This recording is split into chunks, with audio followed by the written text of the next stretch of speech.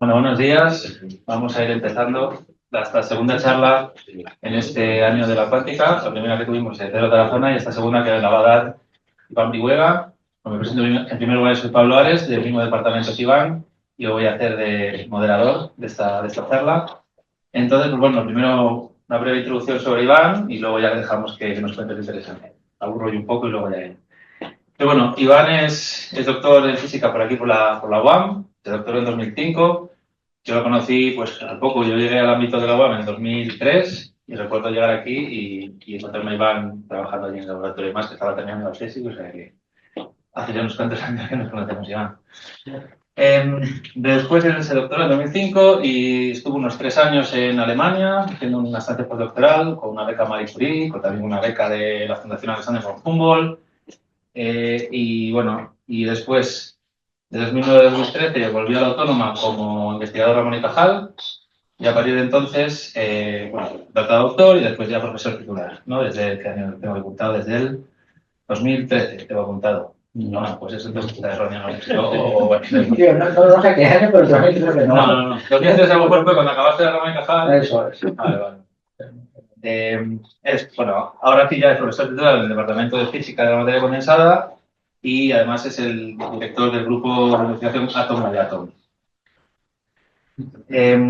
Aparte de sus estancias postdoctorales y más, y bueno, distintos viajes, ha realizado estancias en el extranjero de larga duración, ha estado otra vez en Alemania, ha estado en Japón, el año pasado estuvo unos meses en el MIT, en el grupo de Pablo Jarillo, en investigación allí, o sea que vamos, que se ha movido bastante.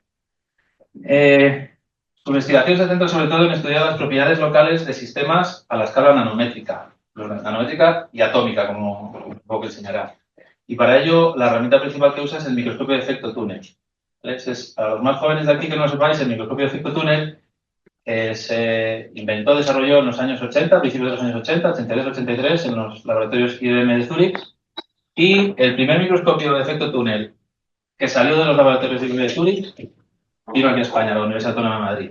Entonces, se puede decir, sin lugar a equivocarse, de que la Autónoma es el segundo sitio del mundo con más experiencia en STM. Y aquí tenemos a Iván, que es su herramienta principal de trabajo, que nos hablará de él. Aparte de usarlo, pues Iván tiene mucha experiencia en desarrollarlo y construir sistemas y demás, o sea que sabe mucho de STM. Desde 2008 su investigación se ha centrado sobre todo en estudiar las propiedades estructurales, electrónicas y magnéticas, eléctricas de materiales bidimensionales tipo grafeno. Y bueno, pues ha publicado sus trabajos en las revistas de más alto nivel de Nature, Science, Física de Violetes, o sea que todo lo que hace es muy interesante. Bueno, ha participado en muchos proyectos, ha dirigido varias tesis, está actualmente dirigiendo 3 tesis, puede ser. O sea, tesis y bueno, un poco más que decir de Iván, yo creo, ya no os aburro más y doy paso para que nos cuente, luego nos tenga que contar de física cuántica y la física. Muchas gracias, Pablo, por tus palabras y por recordarme lo viejos que somos. Digo que siempre está bien. Vale, también quería hacer extensivas estas gracias al resto de miembros de la Comisión de Comunicación del IFIMAC, que hacéis posible esta serie de charlas de divulgación.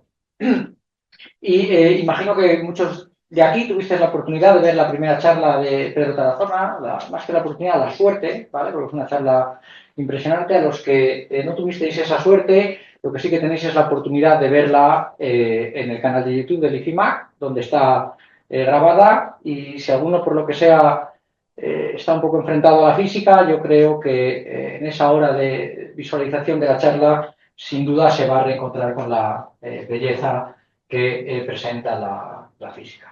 Bien, mi labor hoy es un poco tomar el relevo de donde nos dejó Pedro. De hecho, mi idea era subirme a esta mesa para empezar a dar la charla y hablar desde donde hablaba él, dándonos esta visión panorámica de lo que es la mecánica cuántica. Lo que pasa es que como me suba ahí me voy a dar contra el techo y es lo único que recordaréis de la charla, y entonces pues no.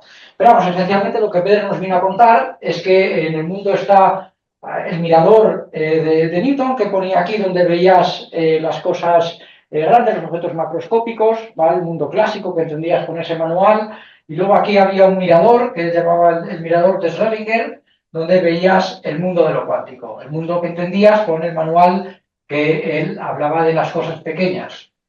Y entre ambos miradores había una niebla que nos permitía solo ver los extremos de los miradores, y durante su charla pues él fue despejando esa niebla y contándonos cómo en estos 100 años de desarrollo de la mecánica cuántica ha sido posible transitar desde el mundo de las cosas pequeñas al mundo de las cosas grandes, ¿vale? Y cómo realmente son extremos de una misma cosa. Y a mí una cosa que me llamó muchísimo la atención en toda su charla es el número de veces y con la reverencia que usó la palabra cacharreo, ¿vale? Y él hablaba continuamente de cacharrear. Y da la casualidad de que Pedro es un físico teórico, ¿vale? Y yo soy un físico experimental. Entonces nosotros en los laboratorios utilizamos continuamente la palabra cacharreo, pero lo hacemos en el sentido estricto, yo creo, porque nosotros cacharreamos, construimos cacharros. Y no solo construimos cacharros, sino que para poder hacer nuestros experimentos, sino que intentamos mejorar y optimizar esos cacharros para hacer las medidas con la mayor precisión posible y también para no perturbar el sistema que medimos cuando tomamos las medidas. Y él usaba el cacharreo en un sentido un poco diferente, yo creo, también se refería al experimental, pero se refería al hecho de tener mucho cuidado en introducir la formulación de la teoría, ¿vale? Y poder incluir todas esas medidas para quitarte incertidumbres en lo que estabas haciendo. Y pues me llamó bastante la atención. Entonces lo que yo pretendo hacer hoy es bajarme de aquí, a la bajadilla de la mesa donde estoy subido, arremangarme y bajarme lo que sería al palco de la cuántica. Quiero cacharrear con vosotros, mostrar cómo se cacharrea en el laboratorio, y así podemos ver varios de los principios fundamentales que rigen la mecánica cuántica, o incluso podemos hacer experimentos, porque en nuestro grupo realmente lo que estamos interesados es en entender cómo funciona el mundo de lo muy pequeño, ¿vale? Idealmente el mundo de los átomos. Y para hacer eso, lo primero que tenemos que hacer es, por lo menos, poder visualizarlo de alguna manera, ¿vale? Eso no se puede hacer con los ojos, por mucho que pongamos un microscopio óptico de la máxima magnificación, estaremos limitados por la longitud de onda del visible. Si quisiésemos usar otro tipo de ojos que detectasen fotones con longitud de onda menor, tampoco podríamos, porque entonces incrementaríamos mucho la energía de esos fotones y destruiríamos lo que queremos observar, ¿vale? Entonces, para poder observar el mundo de lo pequeño necesitamos nueva tecnología. De hecho, como os mostraré, va a ser una tecnología que es una tecnología puramente cuántica. Una tecnología que utiliza un principio cuántico. Luego, lógicamente, nosotros como queremos entender cómo se comporta el mundo de lo que es pequeño, no nos va a valer con ser meros observadores. Vamos a querer tocar, vamos a querer hacer experimentos. Y eso va a implicar ser capaz de manipular cosas muy pequeñas.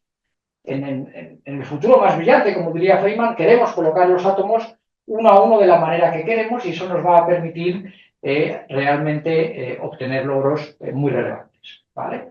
Pues de eso va esta charla un poco. La charla va de tratar algunos de los fenómenos cuánticos fundamentales y ver cómo para poderlos ver y poder trabajar con ellos necesitamos una tecnología cuántica, ¿vale? Y de hecho, bueno, en principio esta charla está dirigida a los estudiantes fundamentalmente, entendido estudiantes en el sentido amplio, fundamentalmente estudiantes de grado de la facultad y también estudiantes en sus primeros inicios de la facultad. Así que vamos a tratar problemas de la cuántica fundamentales. Con fundamentales me refiero a que se ven en un primer curso de mecánica cuántica universitaria, ¿vale? Y para garantizarme, bueno, aquí tenéis la ecuación de Schrödinger, que es esencialmente donde uno parte y lo que tiene que resolver para saber cómo va evolucionando la función de onda. Esencialmente, muchos de los trabajos de cuántica que se hacen se resumen en resolver esta ecuación en distintos casos. Y para asegurarme que lo que iba a contar se cuenta en el primer curso de la facultad, he hablado directamente con Juanjo Palacios, pues la semana pasada, y le dije, déjame tus apuntes y voy a extraer de ahí los casos que da. Y él dice aquí, pues bueno, trato dos tipos de problemas, los estados ligados y el scattering. Y bueno, a ver, déjame ver qué problemas. Dime que cuentas el efecto túnel, porque si no, tenemos aquí un problema. Y bueno, estos son los dos problemas que trata. Trata el efecto túnel y trata una partícula en una caja. Y esto es lo que os voy a empezar contando, ¿vale? Él empieza por esto, pero yo, por razones obvias, tendré que empezar por el efecto túnel. Entonces, el efecto túnel, todos lo conocéis. Queremos ir desde un sitio hasta otro. Entre medias tenemos una montaña. Clásicamente, nuestra única opción es subir la montaña. Esa montaña sería una barrera potencial que tenemos que pasar. Solo podemos pasar por encima, ¿vale? Cuánticamente, sin embargo, existe la posibilidad de atravesarla tuneleando, ¿vale? Esto sería lo que se representa aquí. Pero a nosotros, los físicos, nos gusta simplificar las cosas. Entonces vamos a hacer nuestra montaña, nuestra barrera potencial lo más simple posible. Una barrera cuadradita que nos hace las cosas fáciles y tendremos una partícula que va a incidir sobre la barrera con una energía menor que la altura de la barrera.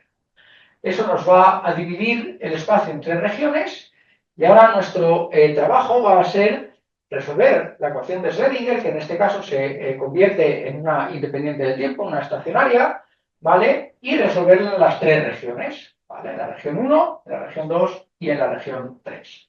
Eso nos va a definir cómo es la función de onda en esas tres regiones y tendremos la onda incidente, que será parcialmente reflejada.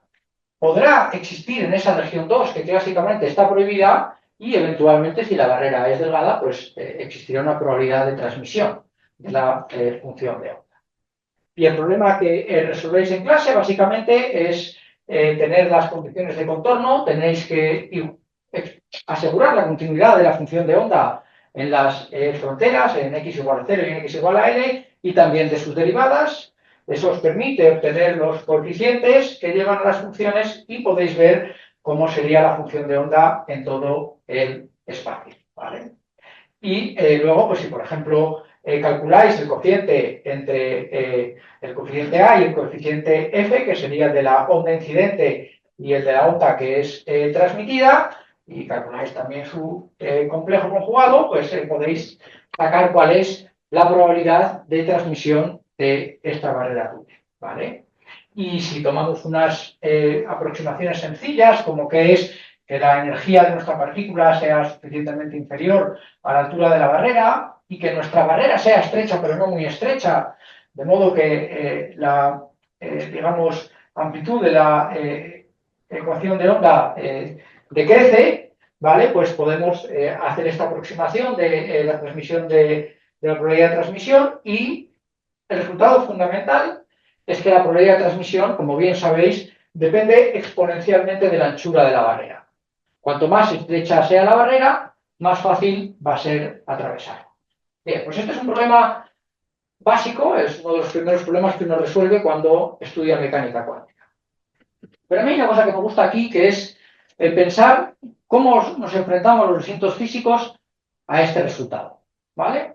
Habría un físico que diga, no me lo creo, esto no puede ser. ¿Cómo voy a poder atravesar una barrera si mi energía es menor que la altura? Esto no está mal y que se dedique a repasar los cálculos o a cuestionarlos. Bueno, es una opción razonable, hay que estar seguros de lo que se hace está bien.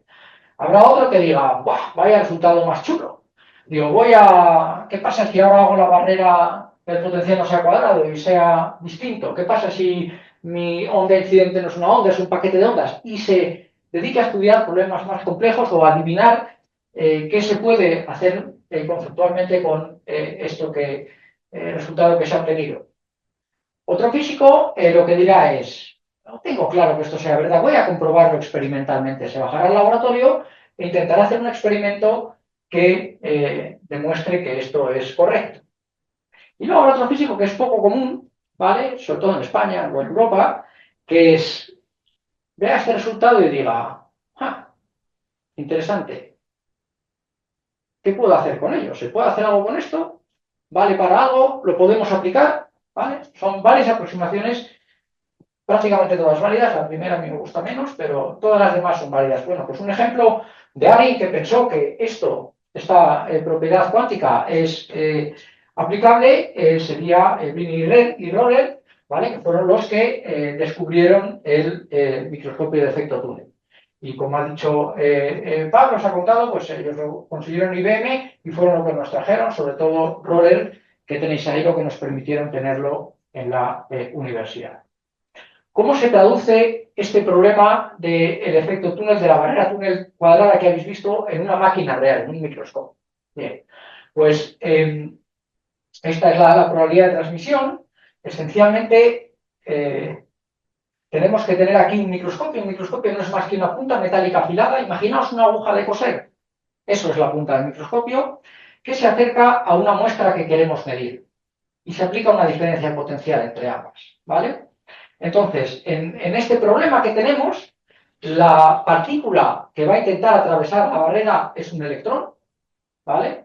La energía que tiene esa partícula es el voltaje que aplicamos multiplicado por la carga fundamental del electrón.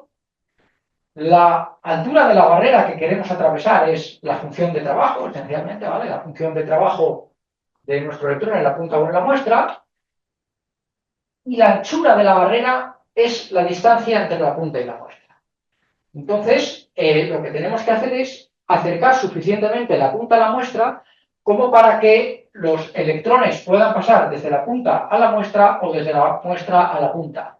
Es decir, para que haya una probabilidad de transmisión. ¿Y cómo podemos calcular cuál es la probabilidad de transmisión de nuestra barrera? Pues contando cuántos electrones atraviesa la barrera. ¿Y cómo se cuenta? Midiendo la intensidad, ¿vale? Esencialmente, el resultado que tenemos es que si acercamos suficientemente la punta a la muestra, y con suficientemente me refiero a distancias en torno a 1 nanómetro, somos capaces de medir una corriente y esa corriente debería depender exponencialmente con la distancia, ¿vale? Pues vamos a ser el físico no se cree, el resultado más no es que no se lo cree, que quiere comprobar que es verdad, y el experimento que habría que hacer ahora es medir la corriente mientras acercamos la punta a la muestra, ¿vale? Si nosotros hacemos eso, y aquí partimos de una corriente inicial de 0,1 nanoamperios, fijaos, una corriente muy bajita, y nos acercamos un angstrom solo, ¿vale? Hacemos así y le decimos, acércate un angstrom a la punta, vemos que la corriente aumenta exponencialmente y aumenta un orden de magnitud, de 0 angstrom a 1 angstrom. Y de 0 nanómetros a 1 nanómetro. Esencialmente, esto nos dice que tenemos una función de trabajo random. Bien, ¿cómo se hace esto? Esto se hace con materiales piezoeléctricos que nos permiten situar la punta sobre la muestra, y ahora lo que haríamos es escanear la punta por distintos lugares de nuestra muestra, ¿vale? Pero lo mejor es que lo veáis directamente aquí. Esto sería el vídeo de un microscopio de efecto túnel que está escaneando una superficie, que nos recordar que eran partículas de plomo lo que escaneaban, y en la partícula de plomo vemos aquí cómo va adaptándose siempre para medir la misma corriente. Si mide poca corriente, se acerca; si está aquí muy cerca es demasiada corriente y se aleja. Y va midiendo lo que es el contorno. ¿Vale? Con eso podemos obtener mucha resolución. Pero de hecho lo que queremos hacer nosotros, queremos ver cosas de cuántica. Estoy contando aquí una tecnología cuántica, pero la queremos usar para ver el mundo de la cuántica.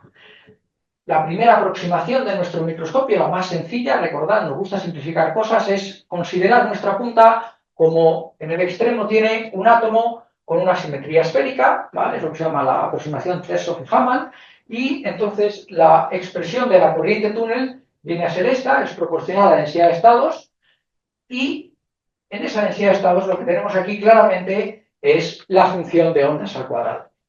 Luego es una técnica experimental, un microscopio, que nos va a permitir acceder a la información de la función de ondas al cuadrado, que es una cosa sin duda relacionada con el mundo de lo cuántico. Y además, bueno, como está demostrado, con este tipo de microscopios podemos ver los átomos. Tenemos tal resolución que es todos los días en general en nuestros laboratorios vemos los átomos, como veis aquí estas bolitas, cada una de ellas es un átomo de plomo. Podemos resolver las propiedades electrónicas de la muestra, y muy interesante, podemos hacer manipulación atómica. En algunos casos especiales podemos hacer manipulación atómica. Vale, pues está claro que estos microscopios molan. La pregunta es, ¿podemos construir uno de ellos? ¿Podemos hacernos uno como ha anticipado Pablo? Pues sí podemos. Aquí tenemos a Diego contento porque ha sido capaz de construir uno de estos microscopios. Esto sería nuestro microscopio. Realmente el microscopio, no sé si llegáis a ver, pero es esa puntita que hay ahí solo, es como una aguja. El resto son elementos que nos permiten mantener con muchísima precisión la punta sobre la muestra, escanearla, bajar la temperatura y hacer distintos tipos de experimentos. ¿Vale? Bien, podemos construirlo, pero ¿esto es fácil? ¿Esto es difícil? ¿Cuánto tiempo lleva? ¿Vale? Pues la respuesta es que es muy difícil. ¿Vale? Aquí tenéis, por ejemplo, el desarrollo del el microscopio que construyó Miguel durante su tesis doctoral. Aquí tenéis el plan inicial, el concepto inicial, sacado del cuaderno, es una foto, ¿vale? Del año 2005, luego se pasa a un AutoCAD 3D, la imagen, y finalmente se construye. Pero todo esto, claro, lo hace Miguel, él compra las cosas, él hace las estas, lo construye. Para los que no lo sepáis, en la universidad tenemos la suerte de tener los talleres de Sevenbex, un edificio que aquí podréis reconocer, es donde construyen las distintas partes del microscopio. ¿Vale? Entonces, claro, esto cuesta mucho, son muchos años. Empieza en 2005, su tesis la decía en 2011. ¿Vale? Entonces, ¿mola o no mola esto de construir los microscopios? Bueno, yo creo que la respuesta la podéis ver aquí. Miguel no me ha dado permiso para mostrar esto, pero yo lo muestro, ¿vale? Como Miguel canta, estoy seguro que si encendiésemos el volumen estaría cantando a Rafael o como mucho a Julio Iglesias, porque es un fan de él. Y aquí tenemos, yo creo que Miguel se lo pasó bien y Miguel os contestaría que sí mola esto de construir los microscopios. Bien. Pues hemos visto que con este microscopio podemos acceder a la función de ondas al cuadrado. Entonces ahora vamos a resolver el problema o vamos a visualizar el problema de una partícula en una caja. De nuevo vamos a simplificar y nos vamos a resolver el problema de una partícula en una caja con paredes infinitas, que es mucho más sencillo en una dimensión, por supuesto. Entonces, lo que tenemos es que garantizamos así que la función de ondas hace 0 en los extremos de la caja, en x igual a 0 y en x igual a l, y obligamos a que el vector de onda, tener aquí una longitud de onda que sean siempre múltiplos semienteros. ¿Vale? Si resolvemos la función de onda, tenemos los distintos modos, que son exactamente equivalentes a los de una cuerda. Y si recordáis, el microscopio de efecto túnel lo que visualiza es el cuadrado de la función de onda. Luego nosotros no vamos a ver la función de onda, sino que vamos a estar viendo su cuadrado. ¿Vale? Entonces, ahora con nuestro microscopio, a priori, está claro que podemos ir al mundo cuántico y deberíamos ser capaces de ver este confinamiento. Pero necesitamos la caja, necesitamos el pozo de potencial, esa nanocaja de unos pocos nanómetros para que exista de forma efectiva este confinamiento. Entonces, hay que construirla, ¿no? Tenemos que construir la caja, pues vamos a construirla. Vamos a primero encontrar una partícula que queremos confinar, por ejemplo, un electrón, y luego tenemos que ponerle paredes a ese electrón, ¿vale? Entonces vamos a ver cómo se hace esto. En nuestro caso lo que vamos a hacer es intentar confinar a electrones que están en el grafeno, ¿vale? Y vamos a intentar confinarlos y visualizarlos, algo que no es nada sencillo, sobre todo confinar no es nada sencillo. Entonces el grafeno, bueno, un breve recordatorio, es un material puramente bidimensional, formado solo por átomos de carbono. Cada átomo de carbono tiene 4 electrones de valencia, 3 de ellos están formando orbitales sp2 y el otro es un orbital pz. Cada átomo está enlazado con 3 átomos de carbonos vecinos, de modo que estos serían los enlaces que se forman, sigma, que son los responsables, 3 enlaces sigma, responsables de las propiedades mecánicas, y los enlaces pis solapan entre ellos para dar las bandas los enlaces P, perdón, solapan entre ellos para dar las bandas pi, que son las únicas bandas que existen cerca a nivel de Fermi, luego las bandas responsables del transporte electrónico.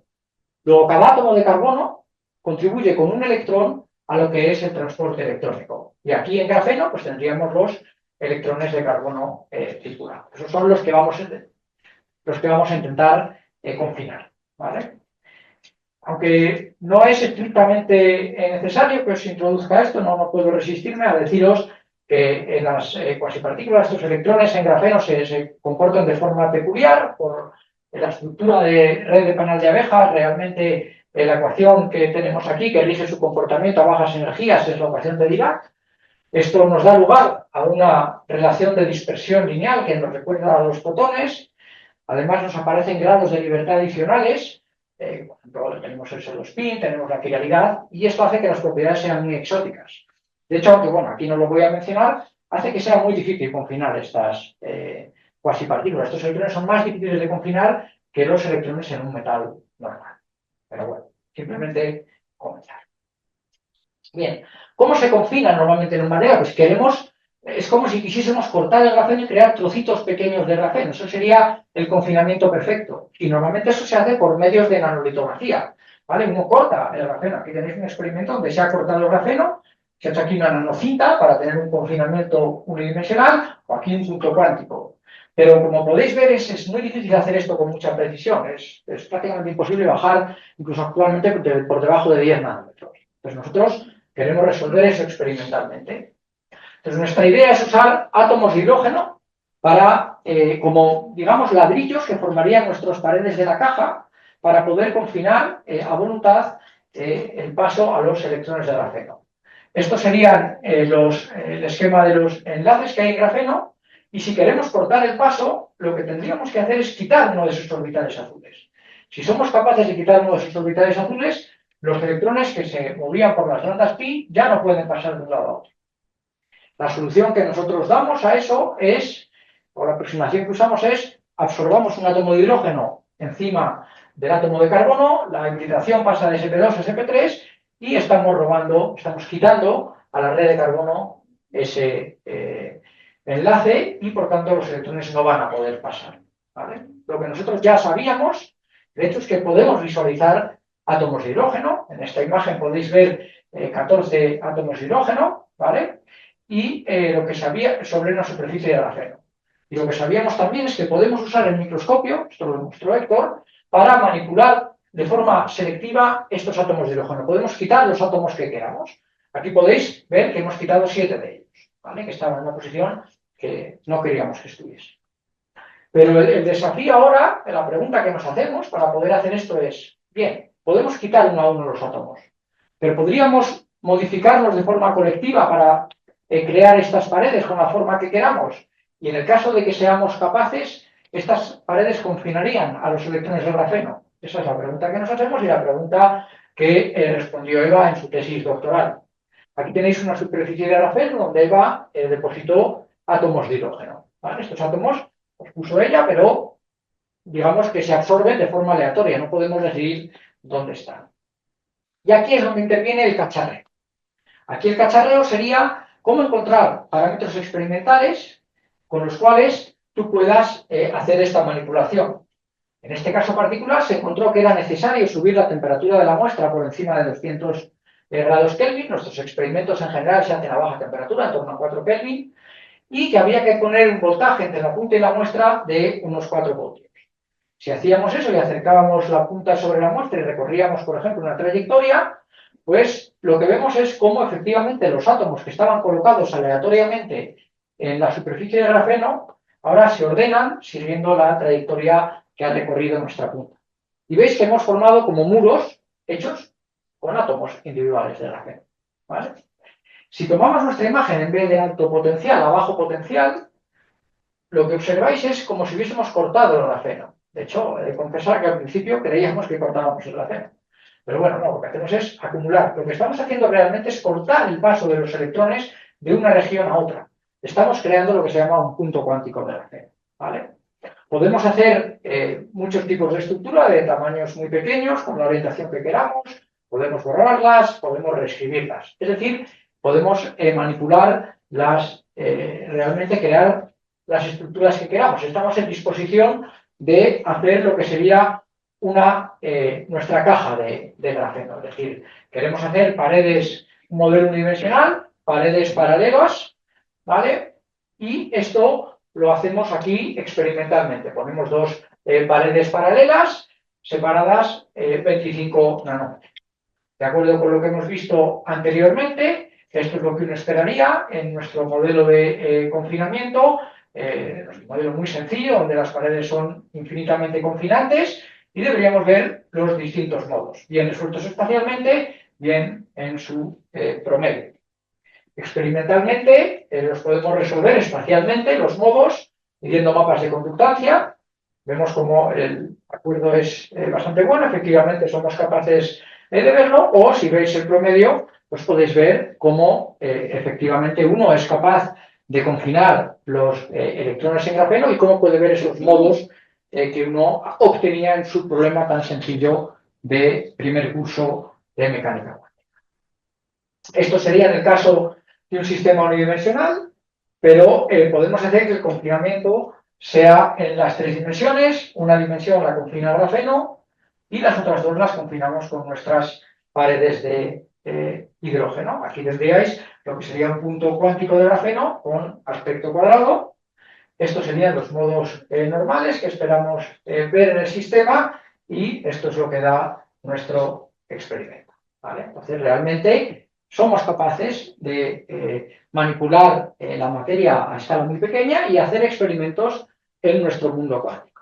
Los experimentos, uno puede decir, es puramente recreativo, queréis entender propiedades o qué queréis hacer, pero también estaría la aproximación que decíamos de la persona que dice, bueno, tenemos este confinamiento, está claro que está ahí, podemos hacer algo útil con ello, algo que sea tecnológicamente relevante, ¿no? Vale para algo más que para entender, que ya es muy importante entender las propiedades fundamentales. Pues la respuesta es que en este caso sí, ¿vale? Nosotros tenemos aquí el grafeno, hemos creado tres cajas nanométricas de aspecto triangular de distinto tamaño. Si medimos ahora las propiedades en el grafeno fuera de estas cajas, sin confinar, de los electrones que están libres para moverse, vemos que el grafeno, una curva IV, mostraría esta forma. Eso significa que el grafeno no tiene un gap, ¿vale? El grafeno se sabe que es un semimetal o un semiconductor de gap cero. Quiere decir que aquí no hay ninguna región que sea plana. No hay ninguna región donde no haya conducción de la electricidad. Si hacemos la conductancia, derivamos esto con respecto al voltaje, quizás aquí en este punto toque el cero, solo justo en el nivel de Fermi, en el punto de Dirac, pero en el resto está claro que tenemos conductancia, no hay gap. Y esto es un problema si uno quisiese usar el grafeno en dispositivos. La tecnología actual se basa toda en materiales semiconductores que nos permiten controlar cuál es la densidad de portadores, la corriente que circula, encenderlo o apagar, ¿vale? Sin embargo, usando ahora, si midiésemos la densidad de estado, midiésemos nuestras curvas IV dentro de nuestras cajas nanométricas, veríamos que aparece un gap perfectamente definido. Aquí hay una región de 0,8 electronvoltios, de los cuales la corriente no circula. Si nos vamos a un punto cuántico más grande, una caja un poquito más grande, vemos que seguimos teniendo esa región, pero que esa región en la que no circula es más pequeño, el gap se hace más pequeño. Si nos vamos al siguiente punto, que sería todavía más grande, sigue habiendo el gap, pero se va reduciendo de tamaño. De hecho, podemos ver perfectamente cómo escala, ¿vale? Y es totalmente de acuerdo con lo que uno esperaría con la teoría. Es decir, esta manipulación, estos experimentos que hacemos, nos permiten abrir de forma selectiva gaps en la estructura de bandas de la red. Bien. Esos serían los dos problemas más sencillos que uno puede resolver. Y en palabras de Pedro el otro día, el objeto cuántico más cuántico que existe es el spin un medio. Yo suscribo totalmente esa afirmación. Él nos mostró sus spines que eran naranja partida por la mitad. Yo no soy tan imaginativo. Y vamos a ver otro tipo de spines más, bueno, tampoco son muy ortodoxos, pero bueno, un poquito más clásicos, ¿vale? Entonces vamos a introducir spines en grafeno. Vamos a ver cómo son los spines en grafeno. El grafeno intrínseco, el grafeno pristino, intrínsecamente no posee momentos magnéticos, no posee spines un medio que podamos detectar. Sin embargo, desde un punto de vista teórico está muy claro cómo, siempre ha estado muy claro cómo introducir esos spines un medio.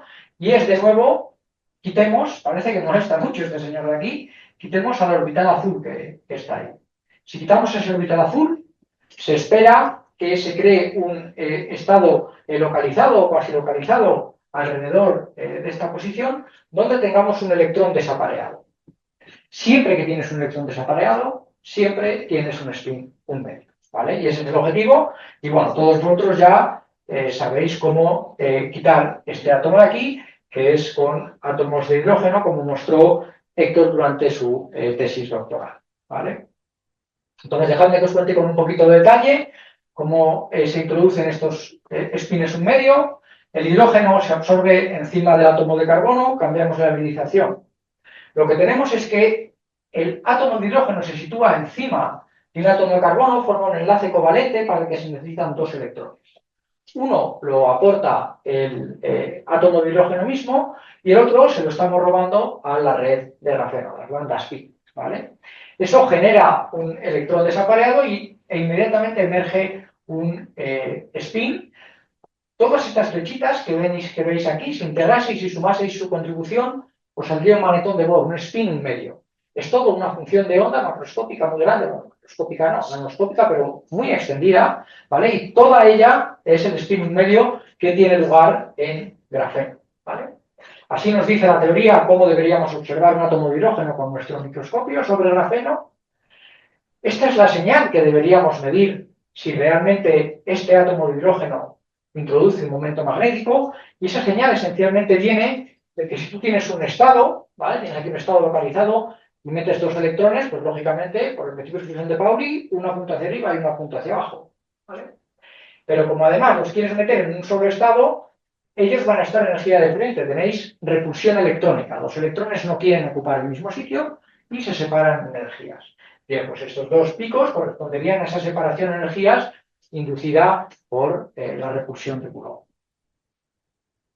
Pues vamos a hacer nuestros experimentos y lo primero que vemos es que somos capaces, como ya habéis visto antes, de visualizar un átomo de hidrógeno. Lo podemos absorber sobre la superficie y con nuestro microscopio lo podemos ver.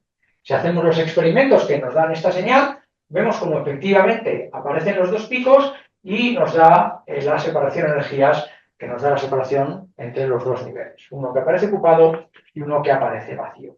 Y además con el microscopio podemos ver cómo está extendido espacialmente ese momento magnético, ese spin. Uno está acostumbrado a tener momentos magnéticos localizados en orbitales D, orbitales F. Eso implica que la extensión de esos momentos magnéticos de la función de onda asociada es de 1 o 2 angstroms. Aquí tenemos un momento magnético que se extiende más de 10 nanómetros. Eso es el mismo spin, es una función de onda gigantesca, ¿vale? Y además está modulada atómicamente. Ocurre de tal manera que si tú absorbes un átomo de hidrógeno en la subred de grafeno verde, el momento magnético se desarrolla en la subred complementaria, ¿vale? Con lo cual está solo situado en la mitad de los átomos de la red de grafeno. Y esto hace que es un sitio muy interesante para estudiar las interacciones entre los spines introducidos por distintos átomos de hidrógeno, ya que primero van a interaccionar a muy grandes distancias y segundo, la interacción va a ser seguro diferente si están en la misma subred o están en la subred opuesta. Y aquí esto me lleva al trabajo de Beatriz, ¿vale? Donde ella intenta entender cuáles son las interacciones entre spines, un medio que están en grafeno. Es muy interesante el sistema por varias razones. La primera es que esperamos que estos spines interaccionen a distancias larguísimas, mucho más grandes que ningún otro sistema. Además, tenemos acoplos tanto ferromagnéticos como antiferromagnéticos, y esto depende solo de la posición de absorción de los átomos de hidrógeno. Esto es lo que nosotros llamamos un par AB. Fijáis que los átomos de hidrógeno tienen como tres patitas. Estas tres patitas apuntan en una dirección y estas tres apuntan en la dirección contraria, ¿vale? Esto quiere decir que están absorbidos en diferentes subredes y, por tanto, que su acoplo va a ser antiferromagnético. Si este tiene el spin apuntando en una dirección, el spin del otro va a estar apuntando en la dirección contraria. Luego el spin total va a ser cero. Estamos ante la situación del singlet, ¿vale? Sin embargo, si nosotros absorbemos dos átomos en la misma subred de grafeno, pues los colocamos ahí, lo que vamos a tener es un acoplo ferromagnético. Ambos momentos magnéticos van a estar en una subred, se sumará y lo que tendremos es un estado fundamental que es el triplete. Y podemos seguir con este juego. Hay un teorema que se llama el teorema de Lipp, que nos dice que el spin total del sistema esencialmente es se debe al balance de cuántos átomos están en la subred A y cuántos átomos están en la subred B. Básicamente tú haces la resta de uno menos otro, divides por un medio y tienes el spin total del sistema. Por ejemplo, aquí en este trímero ABB tenemos tres átomos de hidrógeno, dos en una red y uno en la otra, y el spin total sería un medio. Y finalmente, como habéis visto antes, los podemos manipular. Es decir, podemos pasar de esta situación con un spin 1,5 a esta situación donde hemos quitado uno de los spines y uno de los átomos de hidrógeno y tenemos un spin 0. ¿Vale? Bien, pues esto hace, además, el hecho de trabajar con spines 1,5 es muy importante, ¿vale? Aparte de ser un objeto puramente cuántico, es un sistema puro de 2 niveles. Vamos a tener un sistema de 2 niveles que interaccionan a mucha distancia y que además podemos manipularlo. Tenemos todos los ingredientes para trabajar con qubits, ¿vale? Y hacer toda la física o toda la tecnología que uno puede hacer con qubits, ¿vale? Bueno, voy a introducir muy rápidamente, no necesito que esto lo sigáis mucho, solo la última parte, que es cómo podemos usar un modo de medida de la técnica para medir la diferencia de energías entre el estado fundamental y el estado excitado y así entender cuál es el acoplo que existe entre los átomos, el acoplo magnético que existe entre los átomos. Por ejemplo, esto sería un par AB, donde el estado fundamental tiene un acoplo antiferromagnético. Luego tendría el singlet que tenemos aquí. Pero también existe un estado excitado donde ambos átomos tendrían los espines orientados, ¿vale? Y existe una diferencia de energías entre el estado fundamental y el estado excitado. Normalmente cuando uno hace túnel, lo que tiene es túnel elástico, ¿vale? Es decir, los electrones atraviesan la barrera que teníamos sin perder energía. Era el problema que habíamos resuelto. Y esto pues ocurrirá siempre que le demos una energía, que demos una diferencia de voltaje, tal que la energía de nuestros electrones no sea suficiente como para llegar al estado excitado, ¿vale? Entonces, siempre ahí tendremos solo abierto un canal, que es el túnel, el canal elástico del efecto túnel. Sin embargo, si seguimos subiendo la energía, el voltaje, llegamos a dar suficiente energía al electrón, repito, el proceso, como para que excite este estado y pase del estado fundamental al estado excitado, ¿vale? Eso se va a reflejar en la señal IV como un aumento en nuestra pendiente. Y lo mismo va a ocurrir cuando los electrones vayan de la punta a la muestra, como cuando los electrones vayan de la muestra a la punta. Es decir, vamos a ver ese aumento simétricamente. Y aquí ya sí que quiero que fijéis vuestra atención, lo otro me da un poco más igual. Esencialmente, cuando toméis una curva IV o fundamentalmente su conductancia, siempre que veáis dos escalones simétricos con respecto al voltaje, es decir, aquí marcan las energías de forma simétrica con respecto al voltaje, es muy probable que tengáis una situación inelástica. Es decir, esto corresponde a la energía de excitar, de pasar del estado fundamental al estado excitado. Bien, pues lo que vamos a estar viendo en nuestro sistema, en pares AB o pares AA, es la energía de excitación entre el singlete y el triplete, o entre el triplete y el singlete. Depende de qué estado fundamental partamos. De nuevo, aquí tendríamos un par AB a 4 nanómetros de distancia. El estado fundamental es el singlete, acoplo antiferromagnético. Si tomamos espectros, tanto en el átomo este que he puesto en azul como el que he puesto ahí en rojo, vemos que tenemos estos escalones que son simétricos en energía y la energía que me da ese escalón justo es la energía que me da para pasar del estado fundamental al estado excitado.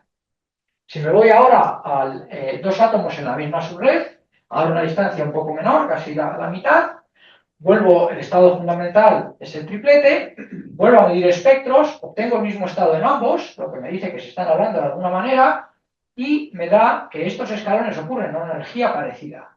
Es decir, a unos 19 milielectronvoltios es la energía de excitación entre el triplete y el singlete. Y fijaos que ahora estamos a una distancia más cercana. Bien, pues si tomamos muchos, cuando tomamos, me refiero, si vea, hace muchas medidas de pares de estos, vemos cómo varía la energía de interacción entre los pares de hidrógeno en función de la distancia. Y para intentar impresionaros, aquí he puesto los resultados experimentales que existen hasta ahora. Están todos aquí. Normalmente los átomos se hablan, los espines, a distancias pequeñísimas, mucho menores que un nanómetro. Veréis aquí un punto. Esto es un cálculo teórico, es una predicción teórica, no está ni medido. Y si hubiese este material que realmente pudiese interaccionar aquí, sería con una energía muy pequeña. Luego tenemos un sistema que se habla a distancias excepcionalmente largas y con unas energías bastante robustas. Por supuesto, todo esto lo hacemos en colaboración con teóricos que nos permiten entender en profundidad lo que hacemos. Bueno, esto lo paso un poco rápido, porque podemos visualizar o podemos inducir estas excitaciones de spin. A mí me parece sorprendente a grandes distancias. Aquí tenemos dos átomos de hidrógeno que están a 7,4 nanómetros, y aún así, si situamos la punta de aquí, todo esto es una función macroscópica que incluye el entrelazamiento de ambos realmente, ¿vale? El acoplo de ambos espines, y metiendo aquí espines somos capaces de darle la vuelta a esa función, de crear excitaciones de spin. Y además, bueno, aquí por ejemplo lo podéis ver en otro caso, con la comparación con lo que sería la nucleación, va a depender de en qué átomo nos situamos. Si nos situamos en este átomo donde hay bastante magnetización, seremos capaces de dar esa vuelta. Si nos situamos en el contrario, no seremos capaces. Es decir, somos capaces de hacerlo de forma selectiva a escala atómica. ¿Vale? Bueno, normalmente en una charla normal terminaría aquí y diría, bueno, esto es lo que entendemos, lo que no entendemos, pero dejadme un par de minutos para contaros algo más, que es en el terreno de lo totalmente exploratorio. Es decir, lo que estamos viendo actualmente, que no entendemos, que de hecho no es ni nuestro campo, al menos el mío, de trabajo, pero que nos gustaría que fuese verdad lo que estamos viendo y lo que por ahora queremos interpretar, que nos gustaría que fuese así. No sé si me va a regañar por mostrar lo que no está, no solo publicado, sino ni siquiera entendido. Pero bueno, el martes tenemos una reunión, espero que avancemos un poco. Bueno, ¿cómo funcionan los experimentos? Pues si entendemos el acoplo entre dos espines un medio, vámonos a tres, que es mucho más interesante. Si creemos realmente que estos espines medios son qubits, pues queremos trabajar con cuantos más qubits mejor. Pues el siguiente sistema de complejidad son tres. ¿Vale? Vámonos a tres casos distintos de pares A, B, B. Es decir, uno en una subred y los otros dos en subredes distintas. El estado fundamental es un medio. Nos llega, hace sus medidas y obtenemos distintos tipos de resultados en función de cómo estén colocados los átomos de hidrógeno. Por ejemplo, si nos vamos a la configuración 3, pues vemos que más o menos los tres átomos comparten el mismo espectro, ¿vale? Las mismas excitaciones inelásticas en la misma energía y más o menos con la misma intensidad. Si nos vamos al caso 2, vemos que está claro que el átomo 1 y el átomo 2, aquí en rojo y en azul, básicamente muestran el mismo espectro. Sin embargo, el átomo verde muestra la mitad de la intensidad de las excitaciones inelásticas y algo aquí en el medio. Y si nos vamos al caso 1, el átomo 1 y el átomo 2 muestran excitaciones elásticas en la misma energía, pero en el átomo 3 no somos capaces de ver esas excitaciones inelásticas. ¿Vale? ¿Cómo queremos interpretar nosotros estos datos? Bueno, pues queremos interpretar como que aquí, de algún modo, estamos viendo que el átomo 1 y el átomo 2 están muy acoplados entre ellos. Por eso comparten la misma función de onda. De algún modo, podemos decir que esto es un entrelazamiento bipartito. Estos dos se hablan mucho y el acoplo de 1,3 y de 2,3 que es mucho más pequeño. En el caso 2, lo que diríamos es que el átomo 1 y el átomo 2 se hablan fuertemente, por eso prácticamente los efectos que vemos y las expresiones de spin son idénticas, mientras que el acoplo con el átomo 3, existiendo, sería un poco más débil, lo que se conoce como el estado trimerizado débil. Y en el caso tercero, tendríamos que tanto el 1 con el 3 como el 1 con el 2 se hablan bastante, lo que sería el entrelazamiento tripartito. Bueno, esto es parte especulación. Lo que nos gustaría a nosotros decir es, de algún modo, correlacionar la altura de estas excitaciones inelásticas con el grado de entrelazamiento que tenemos. ¿Vale? Pero claro, si podemos hacer esto encima de cada átomo, en principio también podemos resolver espacialmente. Y aquí viene cuando nos ponemos nerviosos, porque tomamos unos datos y queremos interpretar lo que no tenemos nada claro que sea verdad, que existe o no. Pero bueno, lo dejo a vuestra criterio. Ya os avanzo que yo no sé mucho de esto de el entrelazamiento cuántico. Pero fijaos que aquí tenemos las energías de excitación. Entonces podemos mapear en nuestro sistema justo a estas energías. Por ejemplo, aquí tenemos tres átomos de hidrógeno, lo mapeamos a la energía de las excitaciones inelásticas y vemos como de algún modo estos dos se iluminan, brillan, parecen acoplados, mientras que este parece aislado. Diríais, bueno, eso es normal. Tampoco se habla mucho porque está cerquita y este no se habla, ¿vale? Todo parece razonable, pero fijaos que en este caso tenemos otros 3 átomos, las direcciones inelásticas aparecen en los 2 que están más lejanos, y este aparecería oscuro, ¿vale? Bueno, si nos vamos a este otro caso, ahora tendríamos que estos 2 átomos brillan, son en los que tenemos las direcciones elásticas, y este brilla un poquito, porque algo hay de extracción elástica. Y en este último caso, brilla todo el sistema. Es donde uno parecería que tiene un entrelazamiento tripartito. De hecho, esta es la forma que tiene la comunidad de entrelazamiento de representar cuáles son los enlaces. Y claro, nosotros tomamos experimentalmente estas imágenes y vea yo, pues queremos decir que estamos visualizando el entrelazamiento con resolución atómica y espacialmente.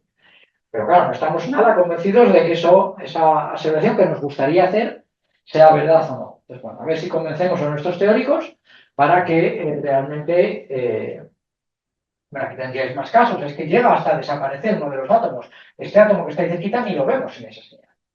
¿Vale? Entonces, bueno, pues a ver si convencemos a nuestros teóricos de que es posible correlacionar la intensidad de los picos inelásticos con la existencia o no de entrelazamiento. ¿Vale? Es decir, me gustaría poder afirmar esto en algún sitio. Bien, pues con esto me gustaría terminar agradeciendo fundamentalmente a la gente que ha hecho ese trabajo. El 100%, y esto será sobre todo un mensaje para los estudiantes que están haciendo aquí la carrera, de los trabajos que se han mostrado, que he mostrado hoy en la charla, han sido medidos en esta universidad por estudiantes que hicieron la carrera en esta universidad. ¿Vale? Estuvo Eva, que hizo aquí la tesis, es la que ha hecho lo de los corrales cuánticos en grafeno, ahora hace su postdoc en el grupo de Wiesendanger en Alemania.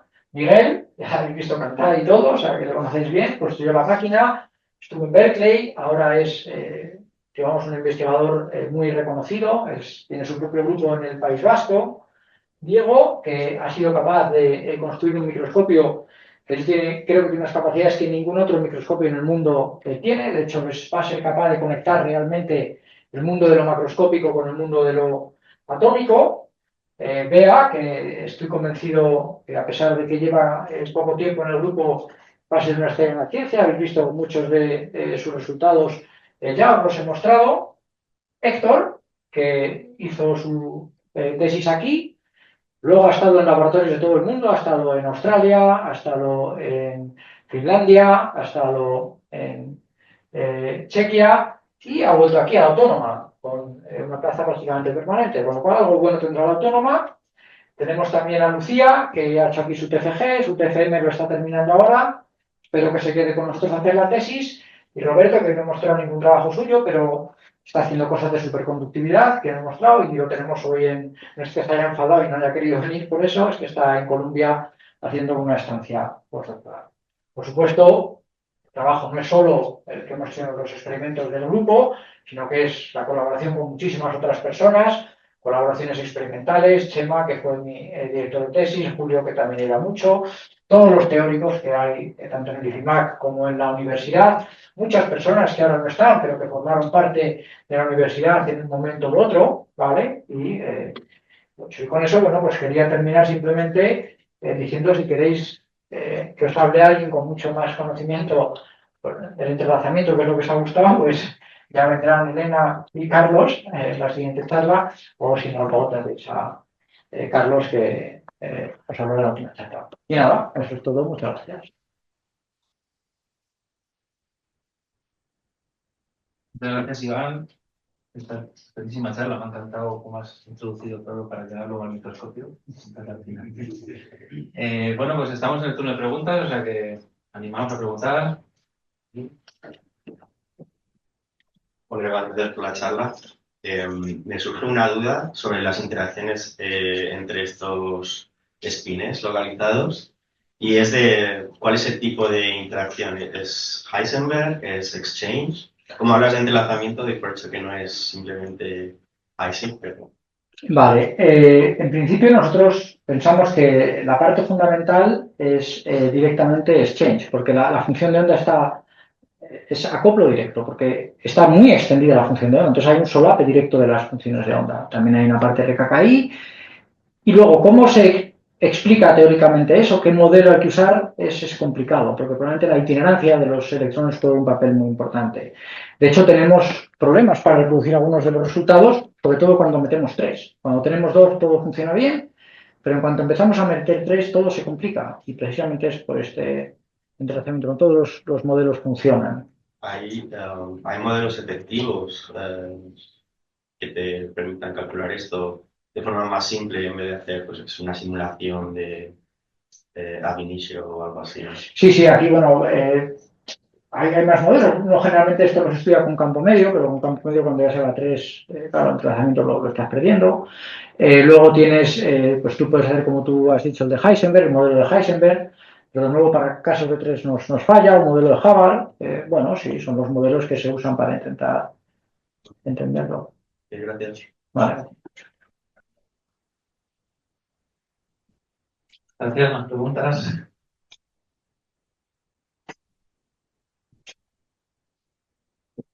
Sí, Iván, muchas gracias por esta charla tan pedagógica. Yo quería seguir la pregunta hecha por anterior estudiante o doctorando, no sé, no conozco. Y la misma pregunta tenía yo, pero con idea de preguntarte cómo conductores grafeno, porque me parece que en caso de llamado indirect exchange, la interacción que tú has dicho que podría ser paralela o antiparalelo, podría ser con distancia.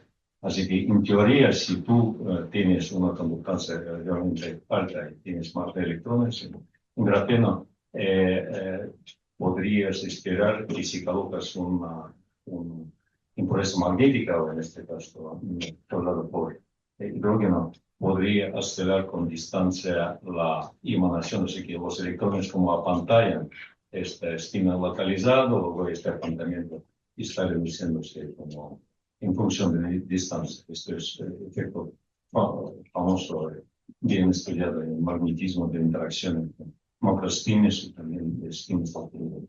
Sí, aquí la situación es bastante, algunas preguntas, bastante compleja. Hay varios motivos que lo hacen difícil. Una es que tú tienes una densidad de estados muy bajita a nivel de Fermi, el grafeno prácticamente, y estos estados están localizados a muy baja energía, ¿vale? Entonces ahí el grafeno tiene una densidad de estados muy baja. Pero aquí además no tendríamos el problema estándar de una impureza magnética en un mar de electrones, que uno tiene cuando pone un átomo externo, sino que los mismos momentos magnéticos forman parte del mar de electrones, porque son los mismos electrones de las bandas pi. Y esto hace que el problema, por ejemplo, con una Kondo, que aparecería aquí, sea un problema muy complejo.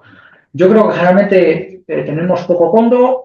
Aquí, por ejemplo, salvo en algún caso que pues metemos las superconductoras o acoplamos a un metal y aumentamos esa densidad de estados y así estamos aumentando el acople.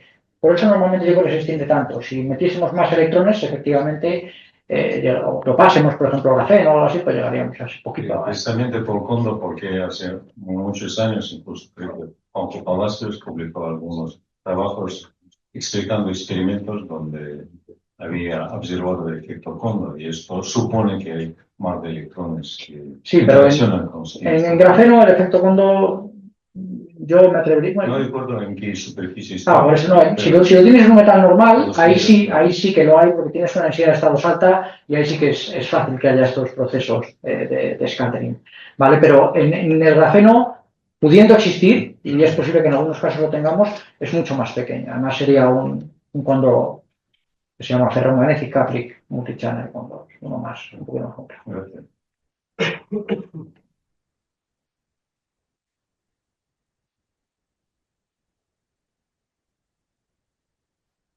Iván, sí, una pregunta práctica por curiosidad.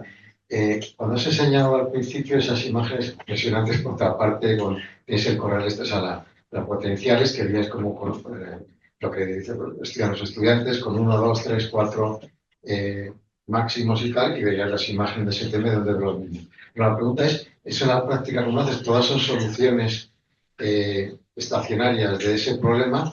¿Qué sintonizáis en la práctica para ver 1, 2, 3 y 4, porque ver las imágenes por separado, pues, cuando todas son soluciones a la vez, cómo se sintoniza en la práctica para visualizar las distintas autovalores. Claro, yo he mostrado la expresión de la corriente túnel de Schopenhauer, que es básicamente valía a valores pequeños. Pero si uno hace la función un poquito más, desarrolla un poquito más esa función, lo que tiene es que la corriente es la integral de la densidad de estados entre el nivel de Fermi y el E por V a la energía a la que estás.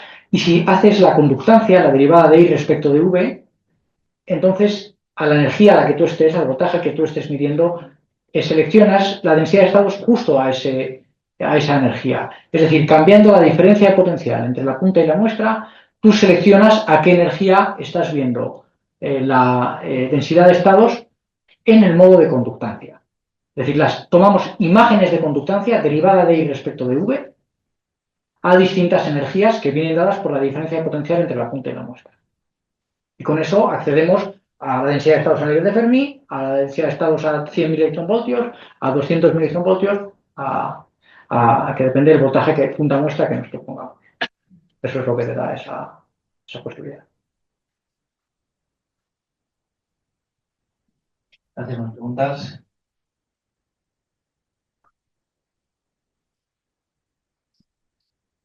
Bueno, Iván, muchas gracias por la charla, muy chula. Yo te iba a hacer una pregunta muy poco técnica, la verdad, y ya que has hablado tú de Pedro Tarazona y de su charla, ¿no? El efecto túnel me parece una de estas cosas que Pedro diría que está mirada desde el mirador de Schrödinger, quizá, ¿no? De la simplicidad. Entonces, no sé si podrías darnos una interpretación filosófica o como sea, ¿no? Más por el camino de la complejidad, ¿no? Para que nos acerque más a un pensamiento quizá más clásico o algo parecido, ¿no? Bueno, yo creo que, fíjate, en mi opinión, mira que yo me quería bajar de la filosofía, me quería ir al fondo para evitar estas preguntas, pero claro, no. Pues en mi opinión, precisamente, si recuerdas, en su charla habló del manual de las cosas pequeñas y el manual de las cosas grandes. Y mencionó un tercer manual, el de las cosas pequeñas y grandes. Pues en mi opinión, el microscopio es precisamente el compendio perfecto de las cosas pequeñas y grandes. Porque el microscopio, si tuviese aquí uno, lo podría haber traído, pero es una punta y una muestra. Y las cosas pequeñas solo serían en los últimos datos de la punta y los átomos que estás mirando en la muestra. Y luego todo eso está unido a un objeto macroscópicamente grande. Es decir, conectamos de forma prácticamente continua el mundo de lo cuántico, esa tecnología cuántica que sería la unión túnel, con el mundo macroscópico, donde tienes un amplificador IV, un lector de tu corriente y demás. Entonces, eso para mí es ese manual que tú necesitas para entender el mundo. Conectar el mundo de lo cuántico, que es lo que ocurre en la unión túnel, con el mundo macroscópico, que es lo que yo veo en mi osciloscopio, donde miro mi señal o mi... eso, no sé si eso responde a tu pregunta o... Sí, más o menos. Tenemos que ver más.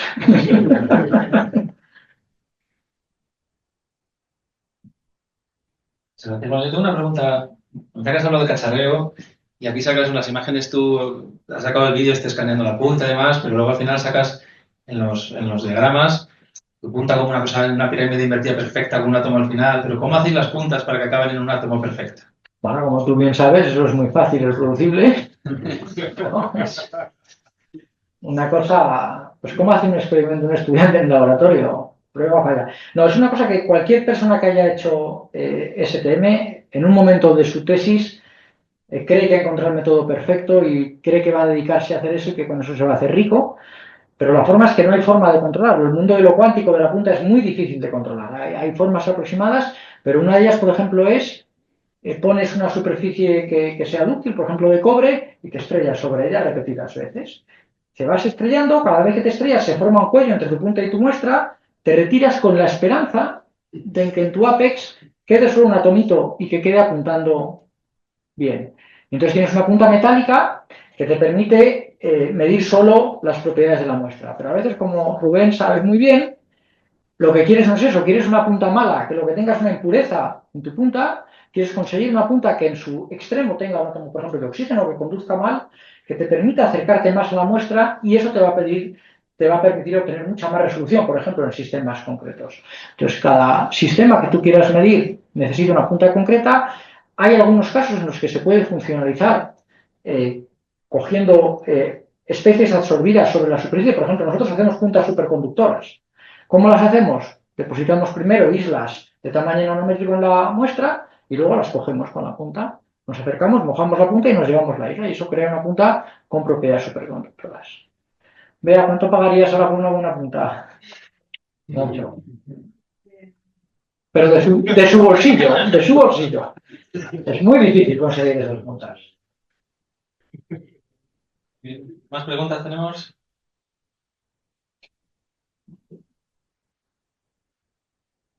¿Tenéis alguna forma de acceder a la fase de la función de onda? Porque Sí. a lo mejor podría dar información en esto del entrenamiento. Sí. En el caso del tratamiento ahí no lo tengo tan claro, pero seguramente haya. Pero sí hay, por ejemplo, hay una cosa que es muy interesante, que es estudiar cómo las cuasipartículas del sistema, con cuasipartículas me refiero al resto de electrones que hay en el sistema, interaccionando con el medio y con alguna impureza, eso crea unos patrones de scattering, de interferencia, y analizando estos patrones de interferencia accedes a la fase de tu material y obtienes muchas propiedades interesantes. Por ejemplo, el grafeno es fundamental para decir cuáles serían sus propiedades topológicas y posiblemente en el caso que tienes aquí podríamos acceder a estos patrones y obtener información. No sé si de entrazamiento no lo tengo tan claro, seguramente sí, es un nombre pensado, pero por ejemplo, si usamos estos átomos de hidrógeno para formar fases magnéticas exóticas, como los altermagnets, no sé si te suena, pues ahí la fase nos podría decir si lo que tenemos formado es esta fase, ¿no? Sí, la fase es fundamental. Gracias.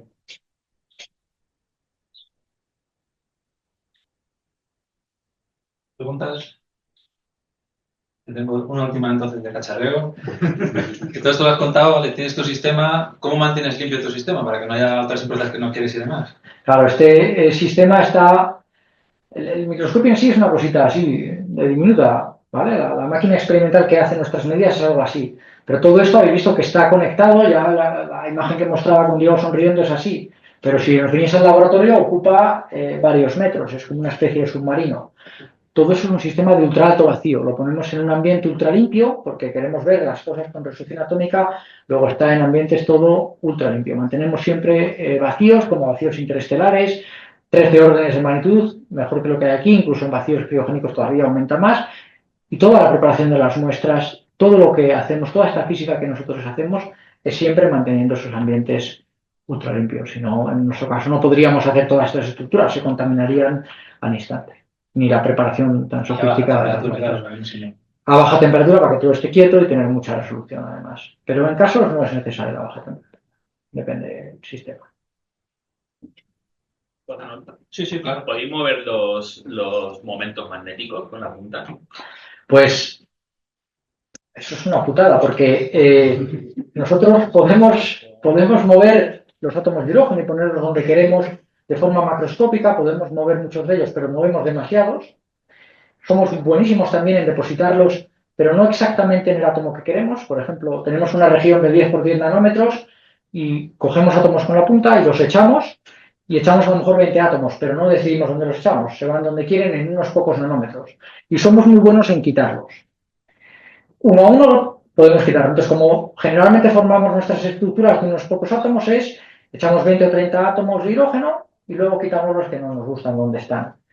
Alguna vez hemos conseguido moverlo realmente, pero en este sistema eso es muy difícil. El enlace entre el hidrógeno y el carbono es fuerte, es un enlace covalente, un electronvoltio de energía, y nos cuesta. ¿Qué es imposible? Posiblemente no, posiblemente hay alguna punta, alguna interacción, algún parámetro que te permita.